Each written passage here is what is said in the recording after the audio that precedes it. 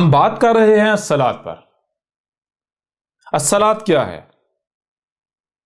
جب آپ قرآن کو اٹھا کر دیکھیں تو آپ کے اوپر یہ بات بالکل کھل کر واضح ہو جائے گی کہ قرآن نے الصلاۃ کو انسان کی زندگی کا مقصد قرار دیا۔ انسان کو دنیا میں لایا گیا تو کس مقصد کے لیے لایا گیا؟ تاکہ الصلاۃ قائم کی جائے۔ اور یہی بات ہر رسول نے کہی، ہر رسول نے کہا کہ مجھے بھیجا گیا ہے الصلاۃ قائم کرنے کے لیے۔ مثال کے طور پر آپ اسی قرآن کو اٹھا کر دیکھیں تو قرآن میں عیسیٰ ابن مریم نے کیا کہا؟ عیسیٰ ابن مریم نے کہا کہ میرے رب نے تو مجھے یہی وصیت کی ہے کہ جب تک میں زندہ رہوں، جب تک میں دنیا میں رہوں، جب تک میں حیات ہوں، تب تک میں نے کیا کرنا ہے؟ میں نے الصلاۃ قائم کرنی ہے۔ اور کیا یہ صرف عیسیٰ ابن مریم نے کہا؟ نہیں۔ عیسیٰ ابن مریم کیا تھا؟ عیسیٰ ابن مریم رسول تھا، اور رسول کے بارے میں قرآن کیا کہتا ہے؟ قرآن کہتا ہے کہ ہر رسول ایک ہی مقصد کو پورا کرنے کے لیے آیا، ہر رسول ایک ہی دعوت لے کر آیا، ہر رسول پر الکتاب جو ہے اتاری گئی، ہر رسول کا مقصد ایک ہی تھا، اور وہ کیا تھا؟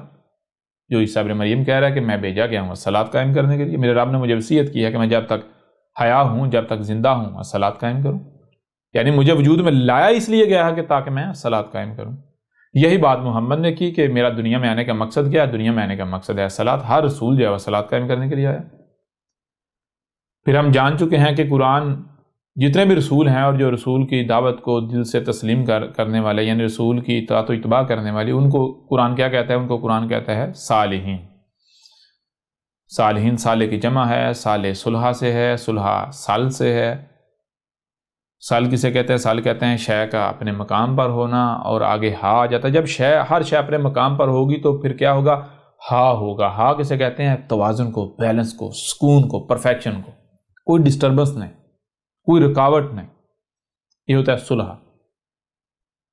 اور صلح کہاں ہوتی ہے؟ ظاہر بات ہے جہاں ڈسٹربنس ہو، جہاں رکاوٹ ہو، جہاں خرابی ہو، جہاں کوئی بگاڑ پیدا ہو جائے۔ جیسے مثال کے طور پر دو یا دو سے زائد شخصیات، ان کا آپس میں معاملات گڑبڑ ہو، جن میں بگاڑ پیدا ہو جائے تو کیا کہا جاتا ہے؟ ان کی صلح کرا دو۔ صلح کرا دو کا مطلب کیا ہوتا ہے؟ کہ ان کے درمیان جو اختلاف ہے اس اختلاف کو دور کر کے ان کو واپس پہلے ایک جیسا کر دو، ان کو جوڑ دو۔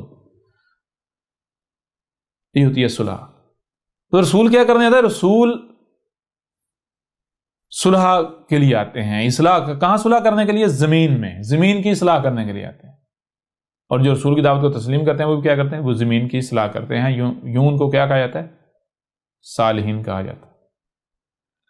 تو اب ذرا دیکھیں کہ رسول جس مقصد کے لیے آتے ہیں، جب اس مقصد کو پورا کرتے ہیں تو رسولوں کو صالحین کہا جا رہا ہے۔ صالحین کسے کہا جائے گا؟ یا صالح کسے کہا جائے گا؟ ظاہر ہے صالح تو اسے کہا جائے گا کہ جو اصلاح کرتا ہے۔ اصلاح کس میں کی جاتی ہے؟ جس میں کوئی بگاڑ ہو۔ اب ذرا غور کریں کہ کیا نمازیں پڑھنے سے آپ کسی کو صالح کہہ سکتے ہیں؟ نمازیں پڑھنے سے کہیں بگاڑ ہے وہ بگاڑ دور ہو سکتا ہے؟ یعنی دیکھیں رسول آتے ہیں زمین کی اصلاح کرنے، زمین میں اصلاح کرنے، نہ کہ زمین میں بگاڑ پیدا کرنے۔ اور جو رسولوں کی دعوت کا کفر کرتے ہیں وہ کیا کرتے ہیں؟ وہ زمین میں بگاڑ، فساد کرتے ہیں، زمین میں بگاڑ پیدا کرتے ہیں۔ میں آپ سے سوال کرتا ہوں کہ کیا نمازیں نہ پڑھنے سے زمین میں بگاڑ ہوتا ہے؟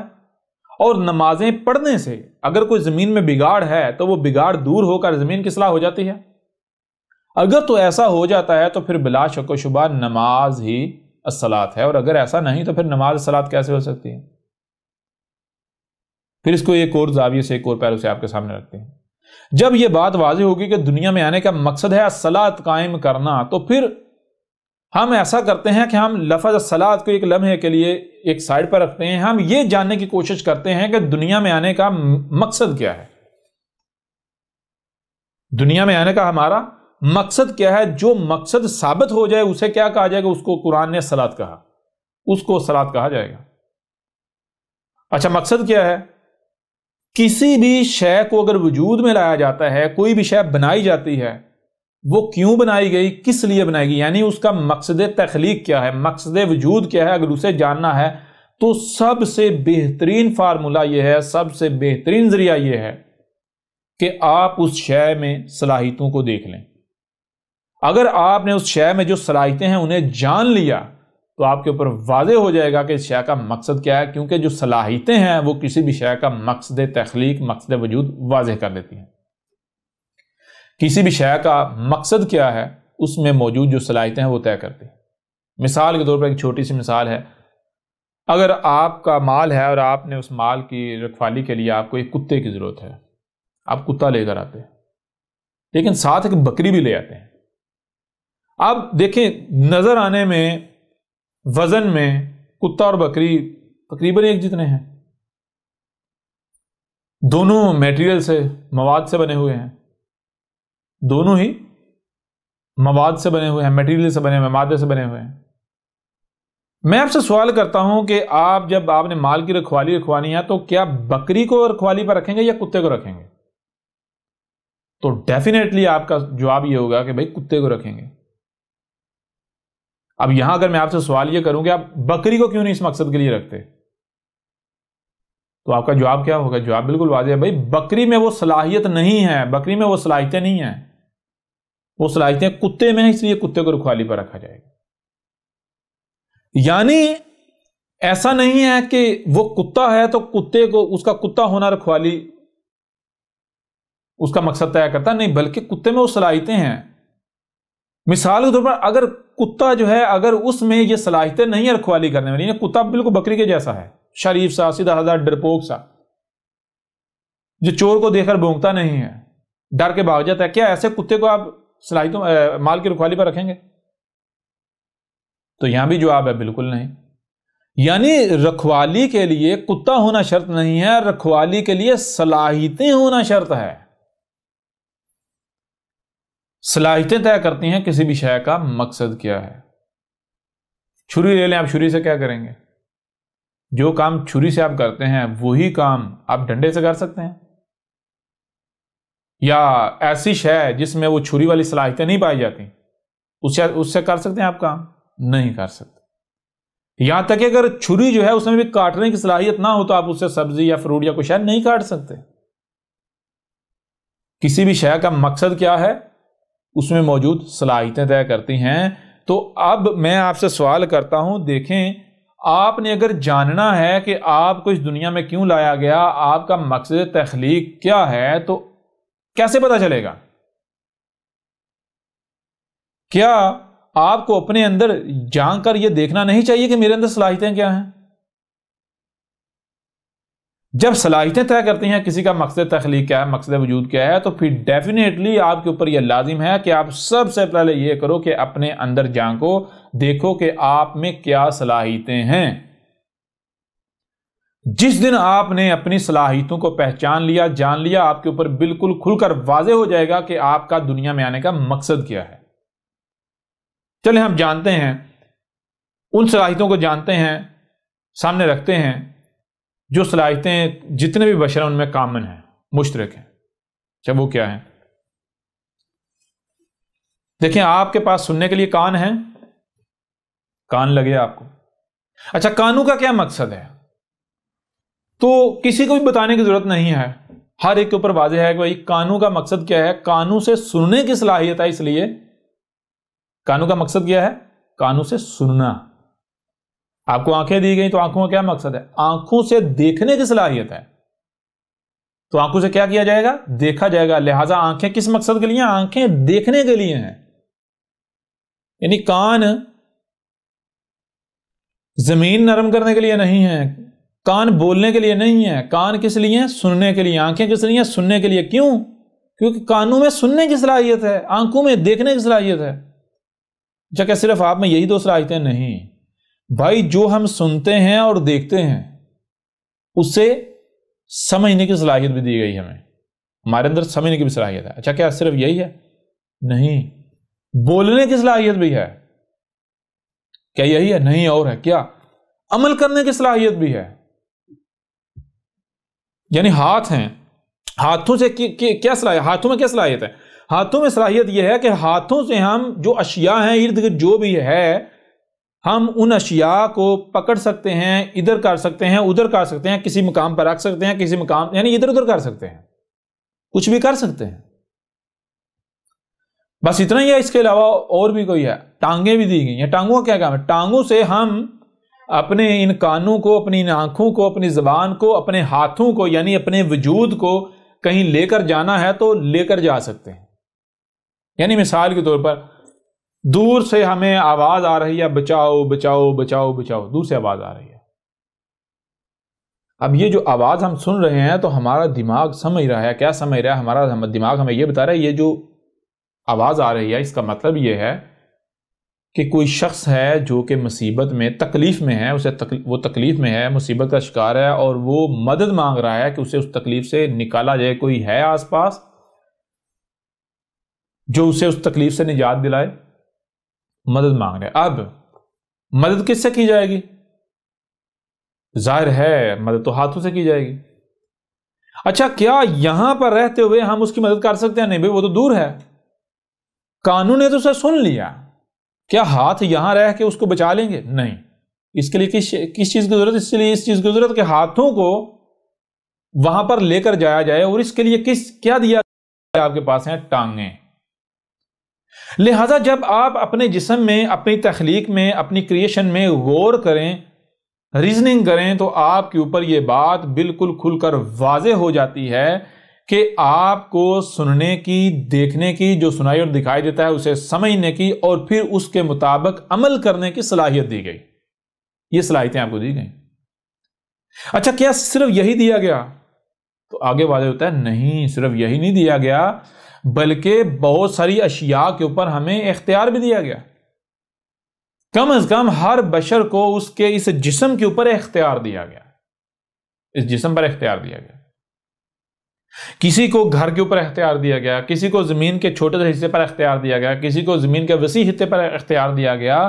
لہٰذا یعنی کہ کیا چیز نظر آ رہی ہے؟ نظر یہ آ رہا ہے، مثال کے طور پر چھوٹی سی میں مثال آپ کے سامنے رکھتا ہوں کہ اگر غور کریں، آپ کو جو ہے وہ کچھ دیا جاتا ہے، آپ کو ہتھوڑا دیا جاتا ہے، آپ کو ہتھوڑا دیا جاتا ہے، اور ایک پتھر دیا جاتا ہے آپ کو، یعنی ایک پتھر آپ کے اختیار میں دیا جاتا ہے، ساتھ دیا جاتا ہے ہتھوڑا آپ کو، تو اس کا مقصد کیا ہوگا؟ یا اور اس کو واضح کر لیتے ہیں، مثال کے طور پر آپ کے ہاتھ میں اوزار پکڑائے جاتے ہیں، اور آپ کے سامنے اینٹیں، سیمنٹ، بجری، یہ چیزیں، مٹیریل لایا جاتا ہے، اور آپ کو ایک نقشہ تھمایا جاتا ہے، تو اب اس کا مقصد کیا ہوگا؟ مقصد بالکل واضح ہے کہ اب دیکھیں یہ جو اوزار آپ کو دیے گئے، یہ اوزار یہ اوزاروں سے ہوتا کیا ہے؟ اوزاروں میں کیا صلاحیتیں ہیں؟ تو آپ کو پتا چلے گا کہ یہ جو ٹولز ہیں، یہ جو اوزار ہیں، ان سے عمارت بنائی جاتی ہے، ان میں عمارت گھر بنانے کی صلاحیتیں ہیں، کوالٹیز ہیں۔ اچھا، باقی جو میٹیریل ہے اس کا کیا مقصد ہے؟ اس میں کیا صلاحیتیں ہیں؟ اس میٹیریل سے دیواریں بنتی ہیں، گھر بنتا ہے۔ اچھا بھائی، میں ان ٹولز کا استعمال کر کے گھر بناؤں، لیکن کیسا گھر بناؤں؟ کس طرح کا گھر بناؤں؟ کہاں بناؤں؟ تو وہ یہ زمین ہے اور یہ نقشہ ہے، واضح ہو جاتا یا نہیں ہو جاتا؟ کوئی شک و شبہ رہتا ہے؟ بالکل نہیں۔ بالکل اسی طرح ذرا غور کریں کہ آپ کو زمین میں اختیار دیا گیا، آپ کو زمین پر اختیار دیا گیا۔ نہ صرف آپ کو زمین پر اختیار دیا گیا، بلکہ آپ کو جو بھی زمین میں، آسمان زمین میں موجود ہے، اسے سننے، دیکھنے کی صلاحیت دے گی، اور اسے سمجھنے کی صلاحیت دی۔ نہ صرف سمجھنے کی بلکہ اس کے مطابق پھر عمل کرنے کی صلاحیت دی گئی۔ تو میں آپ سے ذرا سوال کرتا ہوں، اب بتائیں کیا کھل کر واضح نہیں ہو جاتا کہ دنیا میں آنے کا مقصد کیا ہے؟ بھائی دنیا میں آنے کا مقصد بالکل کھل کر واضح ہو جاتا ہے کہ بھائی مجھے آج اس وقت دنیا میں اگر لایا گیا ہے تو کیوں لایا گیا ہے؟ میں جب اپنے آپ میں غور کروں تو میرے پر یہ واضح ہو جاتا ہے کہ جو بھی سنائی دے رہا ہے میں سنوں، جو دکھائی دے رہا ہے اسے دیکھوں، پھر اسے سمجھوں، جو سمجھ میں آئے تو اپنی اس سمجھ کے مطابق یعنی مکمل علم حاصل کروں۔ جب مکمل علم میرے پاس آ جائے، سمجھ آ جائے، تو پھر میں اس کے مطابق عمل کروں، یعنی میں دیکھوں کہ جس پر بھی مجھے اختیار دیا گیا ہے کیا اس میں ہر شے ٹھیک ہے۔ اگر تو ٹھیک ہے تو میں حفاظت کروں، کسی کو خراب نہ کرنے دوں، چھیڑ چھاڑ نہ کر دے دوں۔ اگر کہیں کوئی خرابی ہے، کسی نے چھیڑ چھاڑ کی ہے یا چھیڑ چھاڑ کر رہا ہے، اسے روکوں، کہیں چھیڑ چھاڑ کی ہے، خرابی کی ہے، تو اشیاء کو میں واپس جو ان کے اصل مقامات ہیں وہاں پر رکھوں تاکہ سب کچھ ٹھیک ہو جائے، خرابی نہ ہو۔ کوئی مشکل ہے؟ کوئی مشکل نہیں ہے۔ کتنا آسان ہے. یہ ہے الصلاۃ. اس کو قرآن میں کہا گیا الصلاۃ. بھائی الصلاۃ کا مطلب کیا ہے؟ الصلاۃ کہتے ہیں ایک اور یعنی کہ آسان الفاظ میں جان لیں، آپ کو جس مقصد کے لیے دنیا میں لایا گیا اس مقصد کو الصلاۃ کہا گیا. تو مقصد کیا ہے؟ بالکل کھول کر واضح ہو جاتا ہے. بھائی مجھے دنیا میں لایا گیا ہے تو میرے اندر صلاحیتیں کیا ہیں؟ صلاحیتیں واضح کر دیں کہ میرا مقصد کیا ہے. صلاحیتیں یہ ہیں کہ مجھے سننے کی، دیکھنے کی جو سنائی اور دکھائی دے رہا ہے اسے سمجھنے کی صلاحیت دی گئی، نہ صرف سمجھنے کی بلکہ اس کے مطابق عمل کرنے کی صلاحیت دی گئی. تو اس کے علاوہ پھر کیا ہے؟ مجھے اس جسم پر اختیار دیا گیا، زمین پر اختیار دیا گیا. تو جس حد تک مجھے اختیار دیا گیا اس حد تک میں نے کیا کرنا ہے؟ میں سنوں، دیکھوں، سمجھوں اور اس کے مطابق پھر عمل کروں.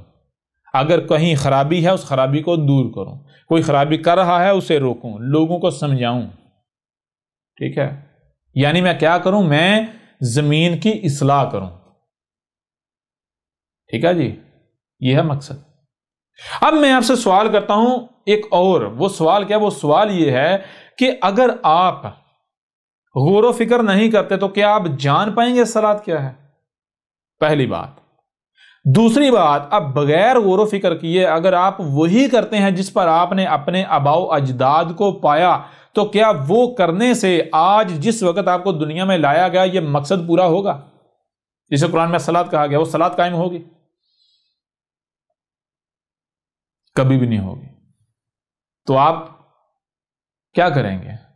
آپ صالحین میں آپ کا شمار ہوگا یا پھر مفسدین میں، فساد کرنے والوں میں؟ آپ مجرم بنیں گے. کوئی مشکل ہے سمجھنا؟ لہذا آپ ذرا غور کریں کہ جسے الصلاۃ کہا جا رہا ہے، نماز، کیا نماز دنیا میں آنے کا مقصد ثابت ہوتی ہے؟ بتائیں نا. اور آسان کر دیتا ہوں میں آپ کے لیے، اور آسان کر دیتا ہوں. اس قرآن کو اٹھا کر دیکھیں. آپ تو قرآن کو ماننے کے دعوے دار ہیں نا. آپ کہتے ہیں نا ہم اس قرآن کو مانتے ہیں. آپ اس قرآن کو ماننے کے دعوے دار ہیں. اس قرآن میں کیا لکھا ہوا ہے؟ اس قرآن میں لکھا ہوا ہے کہ تمہارا ابا ابراہیم ہے، لہذا ہر طرف سے کٹ کر ابراہیم کی ملت پر قائم ہو جاؤ. ملت کسے کہتے ہیں؟ ملت کہتے ہیں جیسے ابراہیم نے زندگی گزاری، جیسے ابراہیم نے حق پہچانا، جیسے ابراہیم پیدائش سے لے کر موت تک دنیا میں رہا، بالکل ویسے تم نے کرنا ہے. یہ ہے ابراہیم کی ملت. اب ذرا ابراہیم کی زندگی میں غور کریں. کیا ابراہیم نے وہی کیا تھا جو ہم کر رہے ہیں، جو آپ کر رہے ہیں؟ غور کریں ذرا. اگر تو جو آپ کر رہے ہیں یہی ابراہیم نے کیا تو پھر آپ ابراہیم کی ملت پر ہیں، اور اگر آپ جو کر رہے ہیں یہ ابراہیم نے نہیں کیا تو پھر ابراہیم کی ملت کیسے ہو سکتی ہے؟ اور آپ کس طرح ابراہیم کی ملت پر ہو سکتے ہیں؟ پھر آپ قرآن کا کفر کرنے والوں میں سے نہیں ہیں. اور یہی بات اس قرآن میں لکھی ہوئی ہے. قرآن کہہ رہا ہے کہ جو اکثریت ہے وہ قرآن کا کفر کر رہی ہے. اکثریت جو ہے وہ زبان سے تو کہتی ہے ہم قرآن کی بات مانتے ہیں لیکن عملاً نہیں مانتے، قرآن کے قریب بھی نہیں آتے. قرآن کہہ رہا ہے کہ جتنا اس قرآن کے قریب لایا جاتا ہے یہ اتنا دور بھاگتے ہیں. جتنا ان کے اوپر قرآن بیان کیا جاتا ہے، کھولا جاتا ہے، یہ اتنا قرآن سے دور بھاگتے ہیں. اچھا، اب ابراہیم کی ملت کیا؟ ابراہیم نے کیا کیا تھا؟ ابراہیم پیدا ہوا بالکل اسی طرح جیسے آپ پیدا ہوئے ہیں. ابراہیم پلا بڑا ایسے ہی جیسے آپ پلتے بڑھتے ہیں. یہ کام بشر جو ہے وہ پلتا بڑھتا ہے. جیسے آپ پیدا ہوتے ہیں تو بچپن میں 100% پیدا ہوتے ہی 100% والدین کے یا بڑوں کو محتاج ہوتے ہیں. بالکل اس طرح ابراہیم بھی محتاج تھا. جو والدین یا جن کا محتاج تھا ابراہیم، جو وہ کھلاتے تھے وہی کھاتا تھا، جو وہ پلاتے تھے وہی پیتا تھا، جو وہ پہناتے تھے وہی پہنتا تھا. جب پیدا ہوا 100% ان کا محتاج تھا. ایک رائی برابر بھی خود کفیل نہیں تھا. لیکن جیسے جیسے بڑا ہوتا گیا، وقت گزرتا گیا، بڑا ہوتا گیا تو ابراہیم خود مختار ہوتا گیا. تو جس قدر ابراہیم خود مختار ہوتا گیا اس قدر اپنے بڑوں کی محتاجی اس کی ختم ہوتی گئی. ٹھیک ہے جی. اب ہوتا کیا ہے، ایک وقت آتا ہے کہ جب ابراہیم مکمل طور پر با اختیار ہو جاتا ہے. وہ کھا خود رہا ہے، کھانے کے لیے والدین کا یا بڑوں کا محتاج نہیں ہے، پینے کے لیے بڑوں کا محتاج نہیں ہے، چلنے کے لیے بڑوں کا محتاج نہیں ہے. سننے کے لیے، دیکھنے کے لیے، کھانے کے لیے، پینے کے لیے، پہننے کے لیے، ہر لحاظ سے وہ خود مختار ہو چکا ہے، لیکن وہ دیکھتا ہے، وہ کہتا ہے کہ بھائی میرا آنے کا دنیا میں آنے کا مقصد کیا ہے؟ مجھے دنیا میں لایا گیا، بڑا کیا گیا، جب مجھے اتنا بڑا کر دیا، میرا مقصد کیا ہے؟ اب جب مقصد کو تلاش کرنا شروع کیا تو دیکھا کہ بھائی وہ کہہ رہا ہے یہ مقصد ہے، یعنی دین یہ ہے، وہ کہہ رہا ہے دین یہ ہے، وہ کہہ رہا ہے دین، اور ہر کا معاملہ کیا ہے؟ ہر ایک کا معاملہ یہ ہے کہ ہر ایک یہی دعویٰ کر رہا ہے کہ جو میرا دین ہے یہی حق ہے، باقی سارے باطل ہیں، باقی گمراہ ہیں، ہمارا فرقہ، میرا فرقہ حق پر ہے، باقی سارے گمراہ ہیں۔ ابراہیم دیکھتا ہے، کہتا ہے کہ ایسا کیسے ممکن ہے کہ سارے کے سارے ہی حق پر ہوں، سارے کے سارے ہدایت یافتہ ہوں، سب کے پاس حق ہو؟ کیونکہ حق تو کوئی ایک ہی ہو سکتا ہے، یا تو ان میں سے کوئی ایک حق پر ہے، یا پھر یہ سارے کے سارے ہی باطل ہیں، کسی ایک کو بھی حق کا نہیں علم۔ اب ابراہیم کہتا ہے کہ بھائی اب کیسے پتہ چلے گا حق کیا ہے؟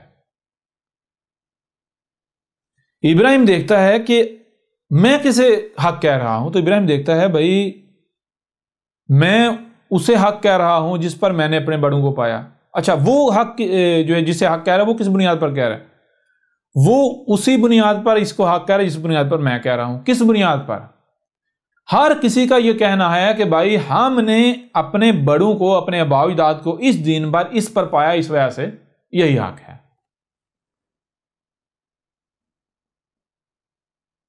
اب ابراہیم غور کرتا ہے، ابراہیم دیکھتا ہے کہ بھائی میں آج صحیح کیا ہے، غلط کیا ہے، میں تو خود مختار ہو چکا ہوں، اس کے باوجود بھی میں آج بھی، یعنی باقی معاملات میں خود مختاری کا اعلان کر رہا ہوں، خود مختاری کا دعویٰ کر رہا ہوں، کھا خود رہا ہوں، پی خود رہا ہوں، دیکھ خود رہا ہوں، سن خود رہا ہوں، چل رہا ہوں، سب کچھ خود کر رہا ہوں۔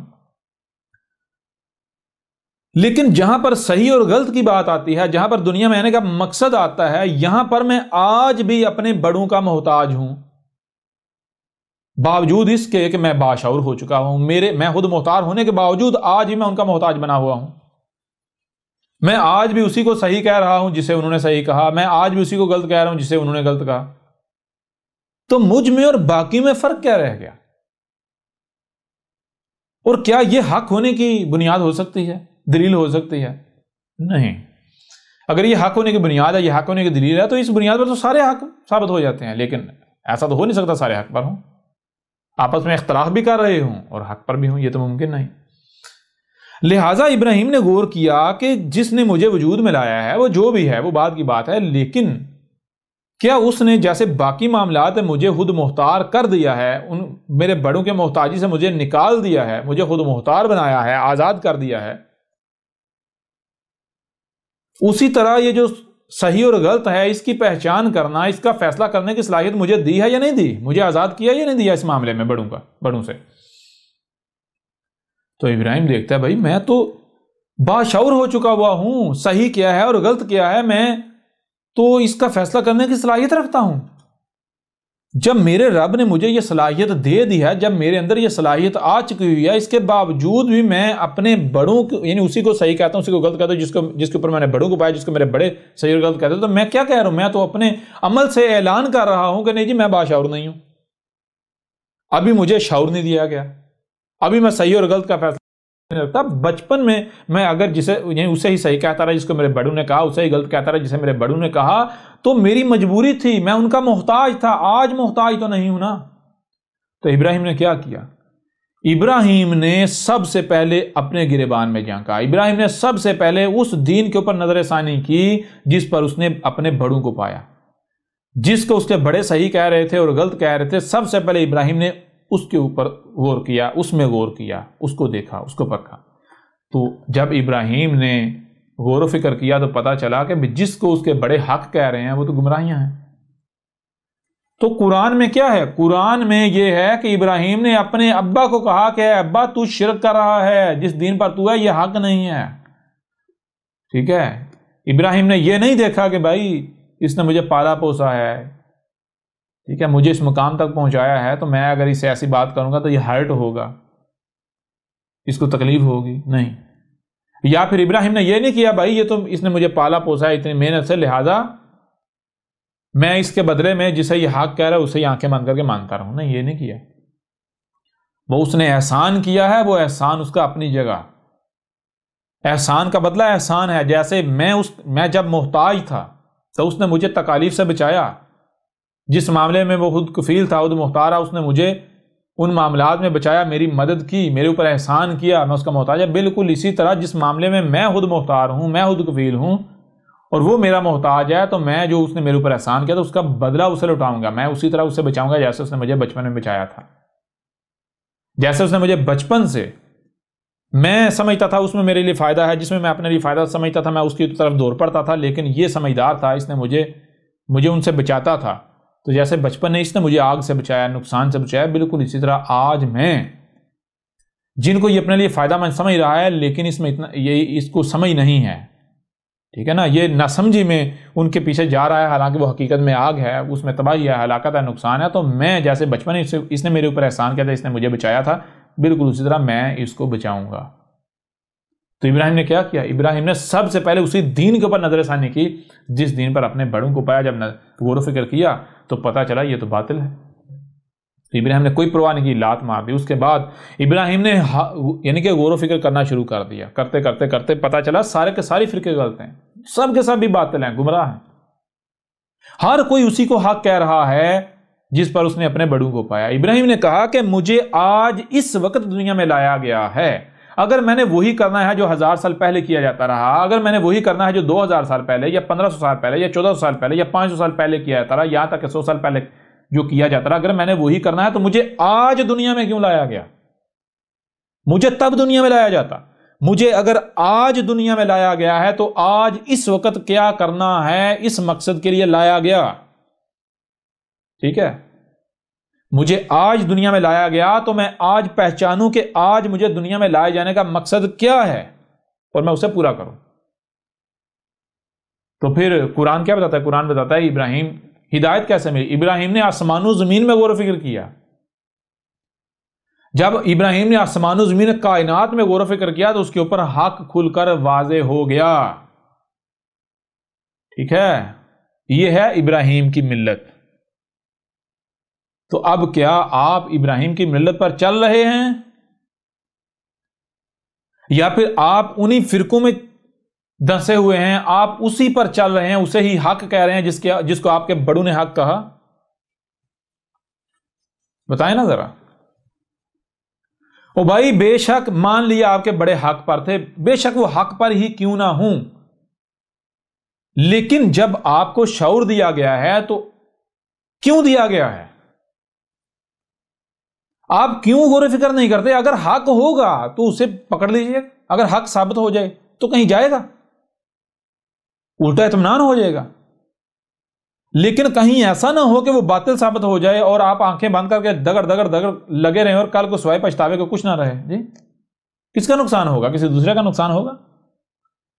ابراہیم کی ملت کیا ہے؟ ابراہیم کی ملت یہ ہے کہ آپ کو آج اس وقت دنیا میں لایا گیا ہے. تو کیوں لایا گیا ہے؟ اس لیے نہیں کہ جو آپ کے بڑے کرتے رہے آپ نے وہ کرنا ہے، جس پر آپ نے اپنے بڑوں کو پایا وہ کرنا ہے. نہیں، آج اس وقت آپ کو دنیا میں لایا گیا تو اس وقت آپ نے دیکھنا ہے کہ اس وقت کیا کتب ہے، اس وقت کیا کرنا ہے، اس وقت میری ذمہ داری کیا ہے. ٹھیک ہے، چھوٹی سی مثال سے سمجھ لیں. مثال کے طور پر آپ کو گاڑی کی ڈرائیونگ آتی ہے، آپ کو ساتھ والی سیٹ پر بٹھا دیا جاتا ہے اور ڈرائیونگ سیٹ پر کوئی دوسرا بیٹھ گیا. وہ ڈرائیونگ کر رہا ہے، روڈ بالکل صاف ستھرا ہے، موٹر وے کے اوپر جا رہا ہے، ہائی وے کے اوپر صاف ستھرا کلیئر روڈ ہے اور بورڈ لگا ہوا ہے جناب 120 کلومیٹر فی گھنٹہ کی رفتار سے، یا پھر انلمیٹڈ سپیڈ جو ہے وہ بورڈ لگا ہوا ہے کہ انلمیٹڈ سپیڈ ہے، جتنی چاہے سپیڈ سے آپ رفتار سے گاڑی چلا سکتے ہیں. جو بندہ ڈرائیونگ کر رہا ہے وہ 200-250 کلومیٹر فی گھنٹے کی رفتار سے گاڑی ڈرائیو کر رہا ہے. اب 400-500 کلومیٹر گاڑی ڈرائیو کرنے کے بعد کیا ہوتا ہے کہ وہ بریک لگاتا ہے اور ڈرائیونگ سیٹ سے اتر کر آپ کو کہتا ہے بھئی آپ ڈرائیونگ سیٹ پر آ جائیں. اب میں آپ سے سوال کرتا ہوں کہ کیا آپ نے اسی طرح گاڑی ڈرائیو کرنی ہے؟ بالکل وہی کرنا ہے جو وہ پہلے والا کر رہا تھا، پہلے والا ڈرائیور کر رہا تھا. جی، یا پھر آپ نے دیکھنا ہے کہ جب آپ کو اسٹیئرنگ دیا گیا ہے اس وقت روڈ کیسا ہے، آپ کہاں موجود ہیں، کتنی سپیڈ الاؤ ہے، اور اس کے مطابق ڈرائیونگ کرنی ہے۔ یا پھر آپ نے دیکھا کہ بھائی پیچھے وہ تو 250 کلومیٹر فی گھنٹے کی رفتار سے آ رہا تھا، لہذا میں بھی 250 کلومیٹر فی گھنٹے کی رفتار سے گاڑی جاری رکھوں گا، حالانکہ جب وہ شخص اسٹیئرنگ سے اترا ہے، کب اترا ہے؟ تب اترا ہے جب آگے روڈ جو ہے وہ خراب ٹوٹا پھوٹا روڈ آ گیا ہے، کھڈے ہیں، ایسا روڈ آ گیا ہے۔ تو ایسی صورت میں میں آپ سے سوال کرتا ہوں، اگر آپ بالکل اسی طرح گاڑی چلائیں گے، وہی سیم ٹو سیم وہی کریں گے جو پہلے والا ڈرائیور کر رہا تھا، تو نتیجہ کیا نکلے گا؟ گاڑی صحیح سلامت رہے گی یا پھر آپ گاڑی کو تباہ کر کے رکھ دیں گے؟ جی، وہ بھی ڈرائیونگ کر رہا تھا، آپ نے بھی ڈرائیونگ کرنی ہے، لیکن ڈرائیونگ کیسے کرنی ہے؟ نقل نہیں کرنی، آپ نے اس کی نقل نہیں کرنی کہ جیسے وہ ڈرائیو کر رہا تھا آپ نے بھی اسی طرح کرنی ہے، نہیں، بلکہ آپ نے دیکھنا ہے کہ مجھے جب اسٹیئرنگ پر بٹھایا گیا ہے، ڈرائیونگ سیٹ پر بٹھایا گیا ہے، تو میں کہاں پر موجود ہوں، روڈ کیسا ہے، یہاں پر کتنی سپیڈ جو ہے وہ الاؤ ہے، کتنی رفتار کی اجازت ہے، جی، حد رفتار کیا ہے، حد رفتار۔ تو آپ نے جو حالات و واقعات ہیں اس کا مشاہدہ کرتے، اس کی ریزننگ کرتے، اسے جانتے، اس کے مطابق ڈرائیونگ کرنی ہے، نہ کہ آپ نے اس کی نقل کرنی ہے۔ اگر آپ نے نقل کی پیچھے والے کی تو آپ گاڑی کو تباہ کر کے رکھ دیں گے۔ بالکل اسی طرح ایک طرف آپ خود مانتے ہیں کہ انسان جو ہے اسے جناب زمین پر خلیفہ نائب بنایا گیا۔ نائب کا مطلب کیا ہے؟ زمین کا اختیار دیا گیا آپ کو۔ یہ زمین گویا کہ ایک گاڑی ہے، یہ زمین گویا کہ ایک گاڑی ہے۔ پہلے اس زمین کی ڈرائیونگ سیٹ پر آپ کے آباء و اجداد تھے، آج اس کی ڈرائیونگ سیٹ پر آپ ہیں۔ آپ ذرا غور کریں، اگر آپ اسی طرح ڈرائیونگ کریں گے جس طرح آپ کے آباء و اجداد نے کی، تو اس کا زمین کا، اس گاڑی کا انجام کیا ہوگا؟ آج دیکھیں زمین آپ کو، یعنی گاڑی، یہ جو زمین بطور ایک گاڑی لے لیں، یہ گاڑی آپ کو ملی کس حالت میں ملی؟ زلزلے آ رہے ہیں، طوفان آ رہے ہیں، آندھیاں آ رہی ہیں، سونامی آ رہے ہیں، سیلاب آ رہے ہیں، ہلاکتیں آ رہی ہیں، بیماریوں کا سیلاب ہے، جنگ و جدل، تفرقہ، عدم برداشت۔ یہ کس وجہ سے ہے؟ اگر آپ کے آباء و اجداد نے اس گاڑی کی ڈرائیونگ ٹھیک طریقے سے کی ہوتی تو زمین میں یہ فساد ہوتا، گاڑی لڑکھڑا رہی ہوتی، گاڑی ہر طرف سے تباہی سے دوچار ہوتی، کھڑکھڑا رہی ہوتی، لڑکھڑا رہی ہوتی؟ نہیں۔ یہ چیز بھی بالکل کھول کر واضح کرتی ہے کہ آپ کے آباء و اجداد جس طرح اس کی ڈرائیونگ کرتے رہے، وہ فساد کرتے رہے، انہوں نے تباہی مچا دیا، اگر آپ وہی کریں گے تو نتیجہ کیا نکلے گا؟ آپ کے آباء و اجداد جسے الصلاۃ کہہ رہے تھے، الصلاۃ کے نام پر جو کر رہے تھے، اگر وہ واقعتاً الصلاۃ ہوتی تو اس سے زمین کی اصلاح ہوتی یا زمین میں بگاڑ آتا؟ آج یہ زمین کی حالت ہوتی۔ اگر آپ کے آباء و اجداد واقعتاً جو آپ کے خلف تھے، جو آپ سے پہلے والے تھے، آپ کے سلف، یہاں سے اگر آپ کے آباء و اجداد جو کہ آپ کے سلف تھے، اگر انہوں نے ٹھیک سے ڈرائیونگ کی ہوتی، اگر انہیں الصلاۃ قائم کی ہوتی، تو کیا آج زلزلے آتے، طوفان آتے، آندھیاں آتی، سونامی آتے، بیماریاں ہوتی، جنگ و جدل ہوتا، تفرقہ ہوتا، اختلافات ہوتے، لوگ ایک دوسرے کو قتل کرتے، یہ نفرتیں ہوتی، عدم برداشت ہوتی، لوگ ایک دوسرے کو گالیاں دیتے، عقلیں ماؤ ہو چکی ہوتی، زمین کی جو حالت ہے، زمین جہنم بن چکی ہے، زمین کی یہ حالت ہوتی، زمین جہنم بنتی۔ وہ بھائی الصلاۃ قائم کرنے سے زمین کی جو اصلاح ہوتی ہے، زمین میں اصلاح ہوتی ہے۔ اگر آپ کہتے ہیں وہی الصلاۃ ہے جس پر ہم نے اپنے آباء و اجداد کو پایا، جس کو ہمارے آباء و اجداد الصلاۃ کہہ رہے تھے، تو پھر ذرا غور تو کریں، کیا وہ الصلاۃ ثابت ہوتی ہے؟ اور آپ وہی کرتے ہیں تو کیا زمین کی اصلاح ہوگی یا پھر زمین مزید جہنم ہی بنے گی؟ اگر آپ اسی طرح ڈرائیونگ کریں گے جیسے آپ کے جو سلف تھے انہوں نے کی، تو نتیجہ کیا نکلے گا؟ آج آپ اس گاڑی کی حالت نہیں دیکھ رہے، اس سے بھی بڑھ کر واضح ہو سکتا ہے۔ او بھائی الصلاۃ کیا ہے؟ الصلاۃ ہے آپ کے دنیا میں آنے کا مقصد۔ دنیا میں آنے کا مقصد کیا ہے؟ کسی بھی شے کا مقصد کیا ہے؟ کسی بھی شے کا مقصد وجود، مقصد تخلیق کیا ہے؟ اس کو جاننا ہے، پہچاننا ہے، تو اس کا بہترین اور آسان فارمولہ ہے کہ شے میں موجود صلاحیتوں کو جان لیا جائے۔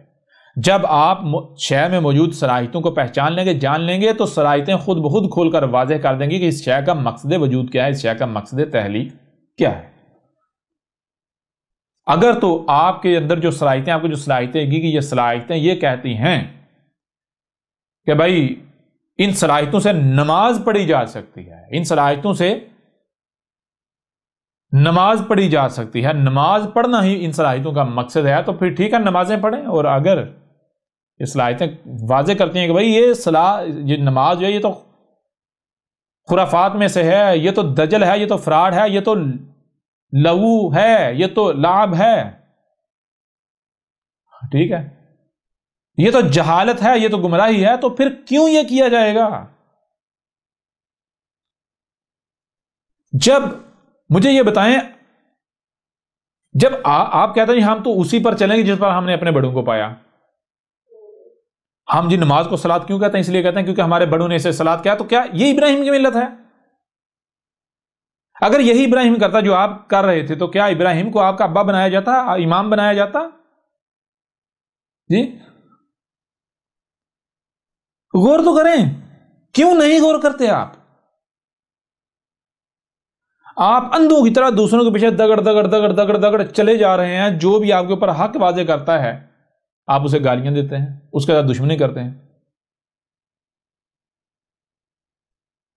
جب آپ کے ابا گمراہ ثابت ہو رہے ہیں، ابراہیم نے اپنے ابا کو نہیں بخشا، ابراہیم کا ابا غلط ثابت ہوا تو ابراہیم نے پرواہ نہیں کی، اور آپ جن سے آپ کا کوئی تعلق نہیں ہے وہ کب کے مر کھپ چکے ہوئے ہیں، وہ کوئی 1000 سال پہلے، 1200 سال پہلے، 1300 سال پہلے، 500 سال پہلے، 600 سال پہلے، 100 سال پہلے، آپ اندھو کی طرح ان کے پیچھے چل رہے ہیں۔ وہ تو خود گمراہ تھے، اگر وہ حق پر ہوتے تو بھائی امت جو ہوتی ہے کیا ہوتی ہے؟ امت وہ ہوتی ہے جنہیں زمین کا اختیار دیا جاتا ہے۔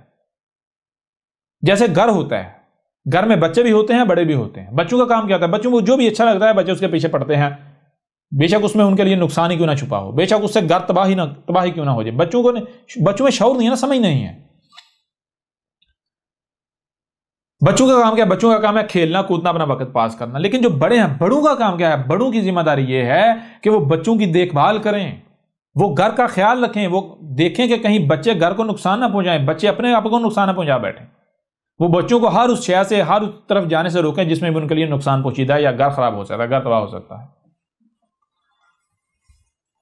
اگر بڑے اپنی ذمہ داری آسان طریقے سے پوری کرتے ہیں تو کیا بچوں کو کوئی نقصان ہوگا؟ بچوں میں کوئی خرابی پیدا ہوگی؟ بچوں کے ہاتھ کٹیں گے؟ بچے اپنے آپ کو جلا پائیں گے؟ کوئی گھر میں کوئی تباہی ہوگی؟ گھر خراب ہوگا؟ نہیں۔ لیکن اگر بڑے جو ہیں، جو والدین ہیں، اگر وہ اپنی ذمہ داری سے غافل ہو جائیں، وہ بھی بچوں کے ساتھ بچہ بن جائیں، تو نتیجہ کیا نکلے گا؟ بچے اپنے آپ کو نقصان پہنچائیں گے، بچے گھر کو تباہ کر دیں گے۔ تو امت کیا ہوتی ہے؟ امت کا مطلب ہوتا ہے کہ دنیا میں جو انسان ہیں، انسان چونکہ بشر ہیں تو دو طرح کے بشر ہوتے ہیں۔ ایک بشر وہ ہوتے ہیں جن کی مثال گھر میں بچوں کے جیسی ہوتی ہے۔ وہ کیا؟ ان میں اتنی سوجھ بوجھ نہیں ہوتی، ان میں اتنا شعور نہیں ہوتا، ان میں اتنی سمجھ نہیں ہوتی۔ وہ کیا کرتے ہیں؟ ان کو جو بھی اچھا لگتا ہے، یعنی وہ ظاہر کو دیکھتے ہیں، باطن کا ان کو پاس علم نہیں ہوتا، وہ ظاہر میں جو انہیں اچھا لگتا ہے وہ اس کے پیچھے بھاگ پڑتے ہیں، خواہ اس میں ان کے لیے شر کیوں نہ چھپا ہو، وہ ان کے لیے آگ ہی کیوں نہ ہو۔ اور ان کے برعکس ایک دوسری قسم کے بشر ہیں، وہ کون سے ہیں؟ جن کو امت کہا گیا۔ ام کہتے ہیں جڑ کو، بنیاد کو، جو زمین پر انسانوں کی بنیاد ہوتے ہیں۔ وہ کیا ہوتے ہیں؟ ان کی مثال جیسے گھر میں والدین کی ہوتی۔ یہ جو امت ہوتی ہے، امت کو زمین و آسمانوں کا اختیار دیا جاتا ہے، آسمان و زمین کا۔ امت کی ذمہ داری ہوتی ہے کہ وہ آسمان و زمین کی نہ صرف دیکھ بھال کریں، بلکہ جو انسان ہیں، انسانوں کو آسمان و زمین میں چھیڑ چھاڑ کرنے سے روکیں، فساد کرنے سے روکیں، انسانوں کو فطرت کے قوانین کے اندر رکھیں، انسانوں کو ایسا ماحول فراہم کریں، ایسا معاشرہ فراہم کریں کہ انسان جو ہے وہ اپنی حقیقت کو پہچانے، حق کو پہچانے۔ یہ ہے امت کا مقصد۔ امت جو ہوتی ہے وہ آسمان و زمین کی رکھوالی کرنے والا گروہ ہوتا ہے۔ ان کی حفاظت کرنے والا گروہ ہوتا ہے. مثال کے طور پر آج سے پیچھے چلے جائیں 14 صدی قبل محمد نے کیا کہا تھا؟ محمد نے کہا تھا کہ مجھے زمین کے خزانوں کی چابیاں دے کر بھیجا گیا ہے. کیوں؟ تاکہ میں زمین کے جو خزانے ہیں ان کی حفاظت کروں. میں زمین کے خزانوں کی حفاظت کرنے کے لیے بھیجا گیا ہوں. میں آپ سے سوال کرتا ہوں، اگر آپ کے گھر میں یا آپ نے کہیں پر کچھ چھپا کر قیمتی اشیاء رکھی ہوئی ہیں، چھپا کر رکھی ہوئی ہیں، اور آپ وہاں تالا لگا کر اس تالے کی چابیاں کسی کو تھماتے ہیں، تو کیا اس وجہ سے تھمائیں گے کہ لے بھائی وہاں سے چوری کر نکال، تباہی مچا؟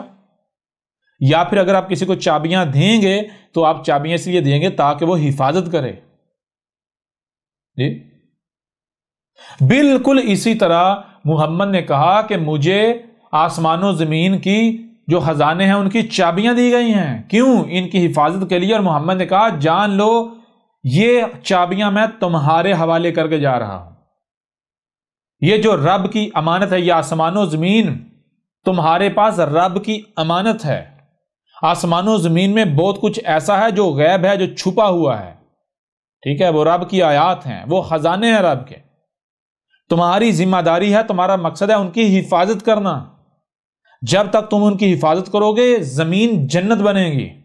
زمین میں کوئی خرابی نہیں ہوگی، زلزلے نہیں آئیں گے، طوفان نہیں آئیں گے، آندیاں نہیں آئیں گی، کوئی فتنہ نہیں آئے گا، کوئی جنگ و جدل نہیں ہوگا، کوئی خرابی نہیں ہوگی. اور اگر تم نے اس امانت میں خیانت کی، تم نے ان چابیوں کو گما دیا یا کسی کو دے دیا، دشمن کو دے دیا، بچوں کے ہاتھ یہ چابیاں دے دیں، تو تم مجرم ہو. تو آج آپ کیا کر رہے ہیں؟ اب امت کا مقصد تھا آسمان و زمین کی حفاظت کرنا. آسمان و زمین میں جو رب کے پوشیدہ خزانے ہیں ان کے اوپر پہرا دینا مقصد تھا، تاکہ جو انسان ہیں جن کی آسمان و زمین میں ایسی مثال ہے جیسا گھر میں بچوں کی مثال ہوتی ہے، انسان جو ہیں ان کے پیچھے نہ پڑتے، انسان ان کو نکالتے نہ. کیوں؟ آسمان و زمین میں ایک توازن قائم کیا گیا، المیزان وضع کیا. اس قرآن کو اٹھا کر دیکھیں، پورے کا پورا قرآن بار بار واضح کر رہا ہے، جان لو ہم نے آسمان و زمین میں المیزان وضع کیا. کوئی بھی جو سائنٹسٹ ہے، کوئی بھی جو سائنس کا علم رکھنے والا ہے، اس سے پوچھے کیا آسمان و زمین میں توازن نہیں قائم کیا گیا تھا؟ اور کہا کہ جان لو اس میزان میں خسارہ نہیں کرنا. پہلی بات یہ ہے کہ آسمان و زمین میں صرف وہی شے استعمال کرنی ہے جس کو تم واپس رکھ سکو. کیوں؟ اگر کوئی شے تم ایسے استعمال کر لو جس کو تم واپس نہیں رکھ سکتے تو توازن بگڑ جائے گا یا نہیں بگڑے گا؟ توازن تو بگڑ جائے گا. لہٰذا پہلی بات، آسمان و زمین میں صرف اسی شے کا استعمال کرنا ہے جس کو تم وہاں واپس رکھ سکتے ہو. اور دوسری بات کہ اگر کسی شے کو واپس رکھنا ہے تو اسے استعمال ہی پھر کیوں کریں؟ یعنی اگر استعمال کی جاتی ہے تو کیونکہ ضرورت ہے نا، جب ضرورت ہے استعمال کریے، واپس ہم کیسے رکھیں؟ اگر واپس رکھنی ہوتی تو ہم لیتے ہی نہ. ہاں ہمیں پتا ہے کہ اگر یعنی کہ مثال کے طور پر واپس رکھنی ہے تم نہیں رکھ سکتے، کیونکہ اگر یعنی کہ تمہارے پاس ہوتی یا تم خود کفیل ہوتے تم لیتے ہی نہ. اگر تم نے لی ہے تو واپس تم جو ہے وہ نہیں رکھ سکتے. لیکن ایک صورت ہے، ایک طریقہ ہے جس طریقے سے تم واپس رکھ سکتے ہو. کیوں؟ اگر تم نے واپس شے نہ رکھی تو توازن بگڑ جائے گا، میزان میں خسارہ ہو جائے گا. واپس کیسے رکھنی ہے؟ واپس رکھنی ہے قسط کے ساتھ، یعنی تھوڑی تھوڑی کر کے. جیسے مثال کے طور پر اگر آپ کو لکڑی کی ضرورت ہے، لکڑی آپ درخت کاٹیں گے، اب ویسا ہی درخت آپ نے وہاں رکھنا ہے. کیسے؟ تھوڑا تھوڑا کر کے، قسط کے ساتھ، تاکہ وزن قائم رہے. تو اب ذرا آپ غور کریں کہ کیا جب یہ کرنا تھا تو کیا آپ کے آباء و اجداد نے یہ کیا؟ محمد کے بعد یہ کیا؟ زمین کے خزانوں کی حفاظت کی، زمین کی حفاظت کی؟ جی بتائیں ذرا آپ. یہ تھی الصلاۃ، اور آپ کیا کر رہے ہیں؟ اب اگر آپ کے آباء و اجداد نے صلاۃ قائم کی ہوتی جو کہ آسمان و زمین کی حفاظت کرنا تھی،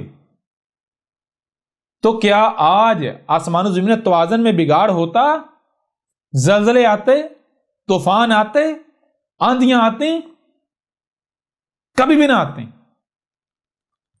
زمین کی اس وقت حالت چیخ چیخ کر بتا رہی ہے کہ جن کے پیچھے تم چل رہے ہو، جن کو تم اپنے لیے اسوہ حسنہ بنائے ہوئے، جن ملاٹوں کے پیچھے چل رہے ہو، جن اپنے بڑوں کے پیچھے چل رہے ہو، جن اماموں کے پیچھے چل رہے ہو، جن بخاری و مسلموں کے پیچھے چل رہے ہو، گدھے کے بچوں، وہ سب کے سب گمراہ تھے، وہ سب کے سب مجرم تھے، وہ مجرمین شیاطین تھے۔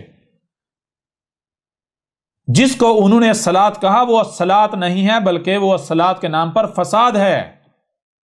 وہ جو نماز ہے وہ نماز الصلاۃ نہیں ہے، وہ نماز الصلاۃ سے غافل کر دیتی ہے، غافل کرنے کے لیے ہے۔ تمہارے آباء و اجداد کو بھی اسی نے غافل کیا، ٹھیک ہے؟ اور تم غور کر ہی نہیں، کیا تمہیں ہم نے سننے کے لیے کان نہیں دیے، دیکھنے کے لیے آنکھیں نہیں دی، جو سنائی اور دکھائی دے اسے سمجھنے کی صلاحیت نہیں دی؟ او کیوں نہیں تم سمجھتے؟ او کیا مسئلہ ہے تمہارا؟ او گدھے کے بچوں، آج تمہارے پاس وقت ہے، اگر تم لوگوں نے یہ وقت ضائع کر دیا تو مارے جاؤ گے، غور کر لو۔ تم کہتے ہو کہ ہم ابراہیم کے دین پر ہیں، ابراہیم کی ملت پر ہیں، تم بکواس کرتے ہو، تم جھوٹ بولتے ہو۔ یہ ابراہیم نے کیا تھا، تم تو ابراہیم کے اوپر الزام لگاتے ہو، تم تو قرآن کے اوپر الزام لگاتے ہو، تم تو رسولوں کے اوپر الزامات لگاتے ہو۔ دنیا کی کوئی طاقت نماز کو الصلاۃ ثابت کر دے، یا جس پر تم یعنی کہ چل رہے ہو، جس پر تم نے اپنے آباء و اجداد کو پایا ہے، جو دین تمہارے آباء و اجداد سے تمہیں منتقل ہوا ہے، دنیا کی کوئی طاقت اسے حق ثابت کر دے تو احمد عیسیٰ $100 ٹریلین انعام دے گا، اور اس کے ساتھ جو سزا کہو گے وہ سزا بھگتنے کے لیے احمد عیسیٰ تیار ہے۔ آجو میدان میں۔ اب ذرا بتائیں، دنیا میں آنے کا مقصد کیا ثابت ہوتا ہے؟ الصلاۃ کیا ثابت ہوتی ہے؟ بتائیں ذرا، آسان ہے یا نہیں؟ کوئی مشکل ہے؟ کوئی مشکل نہیں ہے۔ آج آپ کے پاس وقت ہے، غور و فکر کر لیں، ورنہ کل کو آپ کے پاس سوائے پچھتاوے کے اور کچھ نہیں رہے گا۔ آپ چیخیں ماریں گے لیکن پھر وقت ہاتھ سے نکل جائے گا۔ اس قرآن کو اٹھا کر دیکھیں، اس قرآن میں بار بار یہ بات واضح کر دی گئی کہ اے عقل کے اندھو، اے گدھے کے بچوں، اس قرآن میں اساطیر الاولین نہیں ہیں۔ وہ جو قومیں، وہ جو لوگ اس قرآن سے قبل گزر چکے، جو اس سے پہلے تھے، ان کی کہانیاں نہیں ہیں۔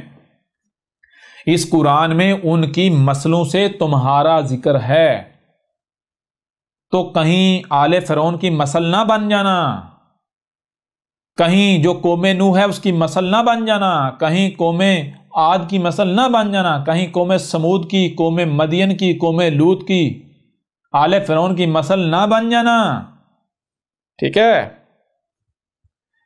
جیسے آج یہ تم میں ہم نے اپنا رسول بیس کر دیا، بھیج دیا، جو تمہارے اوپر حق کھول کھول کر واضح کر رہا ہے، آیا ہے البینات کے ساتھ، نہ کہ معجزات کے ساتھ۔ بالکل اسی طرح ہم نے اس سے قبل ہر قوم میں نذیر بیس کیا تھا، متنبہ کرنے والا بیس کیا تھا۔ اور جیسے آج تم کفر و کذب کر رہے ہو اور کہہ رہے ہم تو اسی پر چلیں گے جس پر ہم نے اپنے آباء و اجداد کو پایا، بالکل یہی ان قوموں نے بھی کیا تھا، تو ان کا انجام کیا ہوا تھا؟ اگر آج تم بھی وہی کرتے ہو تو تمہارا انجام کوئی مختلف نہیں ہونے والا، انجام تمہارے سر پر کھڑا ہوا ہے۔ آج تمہارے پاس وقت ہے اور یہ انتہائی کم رہ چکا ہے، عذاب تمہارے بالکل سر کے اوپر آ چکا ہے۔ اب بھی اگر تمہیں عقل نہیں آتی، اب بھی اگر تم غور و فکر نہیں کرتے، اب بھی اگر تم سوچ و بچار نہیں کرتے، تو جان لو ہلاکت سے تمہیں دنیا کی کوئی طاقت نہیں بچا سکتی۔ اگر تمہیں گمانڈ ہے اپنی اکثریت پر، تو پھر پہلی قوموں کو کیا اکثریت بچا سکی تھی؟ اگر تمہیں گمانڈ ہے اپنے اسباب و وسائل پر، اپنی طاقت پر، اپنی قوت پر، تو کیا ان کی طاقت، ان کی قوت، ان کے اسباب ان کو بچا پائے تھے؟ غور کر لو، تمہاری جسے تم الصلاۃ کہتے ہو، نماز کے پرخچے اڑا کے رکھ دیے۔ تمہارے اماموں، تمہارے ملاٹوں کی نماز ان کی جیبوں میں ڈال دی، توڑ مروڑ کے اس کے پرخچے اڑا کے، یہ لو اے ملاٹو، اپنی نماز رکھو اپنی جیب میں۔ تمہاری نماز کی ایسی کی تیسی، تمہاری نماز احمد عیسیٰ کے جوتے کی نوک پر۔ ٹھیک ہے؟ اگر تم حق پر ہو تو آؤ سامنے، آؤ احمد عیسیٰ کو غلط ثابت کرو، آؤ سامنے اس سے پہلے کہ مارے جاؤ۔ عذاب تمہارے سر پر کھڑا ہے، تمہیں لگتا ہے کہ یہ مذاق چل رہا ہے، تمہیں یہ لگتا ہے کہ یہ 4 دن اسی طرح چیخے گا چلائے گا، اس کے بعد چپ ہو جائے گا، مر کھپ جائے گا اور ہماری دکاندار یہاں سے ہی چلتے رہیں گے؟ سوال ہی پیدا نہیں ہوتا۔ اگر تو اس سے قبل جب ہم نے رسول بیعت کیا اور وہی ہوا جو تم گمان کر رہے ہو، جو تمہارا ظن ہے، تو پھر تو ٹھیک ہے، آج بھی وہی ہوگا جیسا تمہارا ظن ہے۔ اسی طرح ان قوموں کا بھی یہی ظن تھا۔ قوم نوح کیا کہتی تھی؟ وہ کہتی تھی نہ، کوئی ایسا سونامی نہیں آنے والا، اگر آ بھی گیا تو ہمارے پاس جو اسباب و وسائل ہیں، ہم نہیں غرق ہونے والے۔ بچے تھے، بچ پائے تھے، مقابلہ کر پائے تھے، سچے ثابت ہوئے تھے۔ انہوں نے بھی نوح کی دعوت کو مذاق سمجھ لیا تھا، ان کو بھی لگتا تھا یہ کذاب ہے۔ نوح کو کذاب کہتے تھے، گالیاں دیتے تھے، بکواسات کرتے تھے۔ کیوں؟ ظاہر ہے آسان تھوڑے یہ بھائی، ہمیں میں سے ہمارے ہی جیسا ایک نوجوان ہماری ہی زبان بولنے والا، ہماری طرح کھاتا ہے، پیتا ہے، بیوی ہے، بچے ہیں، بازاروں میں جاتا ہے، ہم خود کو اس کے آگے جھکا دیں؟ نہ نہ نہ نہ، ہم بہتر ہیں، ہم خیر ہیں اس سے، ہم نہیں اس کے آگے خود کو جھکانے والے، ہمارے ملاٹے بہتر ہیں۔ نہ نہ، یہ اکیلا، باقی سارے غلط؟ کیا یہ اکیلا سچا ہو گیا؟ کیا حق ہونے کے لیے اکثریت معیار ہے؟ جی، کیا قرآن میں کہانیاں سنائی گئیں گدھے کے بچوں، یہ جو کچھ تم کر رہے ہو یہ سارا اس قرآن میں پہلے سے واضح کر دیا گیا؟ کیوں؟ تاکہ بعد میں تمہارے لیے کوئی بہانہ نہ رہے۔ اگر تو وہ قومیں سچی ثابت ہوئیں تو تم بھی سچے ثابت ہو جاؤ گے، اگر وہ قومیں بچ گئیں تو آج تم بھی بچ جاؤ گے، اگر وہ نہیں بچیں، وہ سچی ثابت نہیں ہوئیں، تو پھر تمہارا بھی انجام بالکل انہی کی مثل ہونے والا ہے جو تمہارے سر کے اوپر ہے۔ اگر تمہیں لگتا ہے کہ یہ تمہاری طرح کے ایک 6 فٹا انسان جو ہے تم سے کلام کر رہا ہے، تو یہ خوش فہمی اپنے دماغوں سے نکال دو، یہ غلط فہمی اپنے دماغوں سے نکال دو۔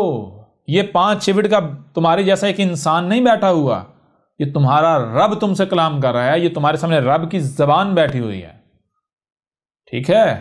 جیسے تمہارے وجود میں یہ زبان ہے، بالکل اسی طرح ہمارا رب کیا ہے؟ غور کرو، تمہیں کون وجود میں لے کر آیا؟ کیا یہی کائنات نہیں وجود میں لے کر آئی؟ کیا رب تمہارا یہی نہیں ہے؟ یہی تمہیں رزق کھانے کو فراہم نہیں کر رہا؟ رہنے کو زمین اسی نے فراہم نہیں کی؟ یہی روشنی نہیں فراہم، سارا کچھ یہی نہیں فراہم کر رہا؟ تو یہ کائنات، نیچر، یہ اس وقت تم سے کلام کر رہی ہے۔ میں تمہارا رب تم سے کلام کر رہا ہوں۔ جان لو، یہ جو قرآن میں ہم نے جو کہا تھا، کیا کہا تھا؟ نوح کو بھیجا اس کی قوم کی طرف، ہود کو بھیجا جو عاد تھے ان کی قوم کی طرف ان کے آخرین میں، صالح کو بھیجا جو سمود تھے ان کی قوم کی طرف ان کے آخرین میں، شعیب کو بھیجا جو مدین تھے ان کی قوم کی طرف ان کے آخرین میں، لوط کو بھیجا ان کے آخرین میں ان کی قوم کی طرف۔ تو کیا یہ قرآن میں اساطیر الاولین ہیں؟ اے گدھے کے بچوں، عقل کے اندر، یہ تمہارا ذکر ہے، آج کا ذکر ہے، آج کا، ٹھیک ہے؟ آج کا ذکر ہے۔ جیسے اس وقت نوح نے الصلاۃ قائم کی تھی جو الصلاۃ کتب تھی، جیسے جو الصلاۃ ہود نے قائم کی تھی، جیسے جو الصلاۃ صالح نے قائم کی تھی، جیسے جو الصلاۃ شعیب نے قائم کی تھی، جیسے جو الصلاۃ لوط نے قائم کی تھی، جیسے جو الصلاۃ موسیٰ نے قائم کی تھی، بالکل وہی الصلاۃ آج کتب ہے، اور یہ تمہارے سامنے ہمارا رسول بیٹھا ہوا ہے اور وہی الصلاۃ قائم کر رہا ہے۔ یہ ہے وہ الصلاۃ جو آج اس وقت کتب ہے، ٹھیک ہے؟ دنیا کی کوئی طاقت نماز کو صلاۃ ثابت کر کے دکھائے، ٹھیک ہے؟ نوح نے کیا کیا تھا؟ نوح نے کہا میں آیا ہوں صلاۃ قائم کرنے کے لیے۔ کون سی صلاۃ نوح نے قائم کی؟ کیا کیا نوح نے تو لوگوں کو مطلب کہ حق کھول کر واضح کیا، یہ تھی نوح کی صلاۃ، ٹھیک ہے؟ اس طرح باقی رسولوں کو لے لیں۔ تو دنیا کی کوئی طاقت نماز کو الصلاۃ ثابت نہیں کر سکتی، اور جو بھی نماز پڑھ رہے ہیں جان لو تم لوگ جہالت کی گہرائیوں میں ہو، تم لوگ گمراہیوں میں ہو، تم لوگ جو ہے ایک بے مقصد فضول اور جہالت کو اپنائے ہوئے ہو، بے مقصد اور فضول عمل کو اپنائے ہوئے ہو. ٹھیک ہے، یہ جو تمہاری نمازیں ہیں یہ جہالت ہے، یہ بے وقوفی ہے، یہ پاگل پن ہے. ٹھیک ہے، یہ جو تمہاری نمازیں ہیں یہ بالکل فضول عمل ہے، بیکار عمل ہے، جہالت ہے، یہ الٹا جرم ہے.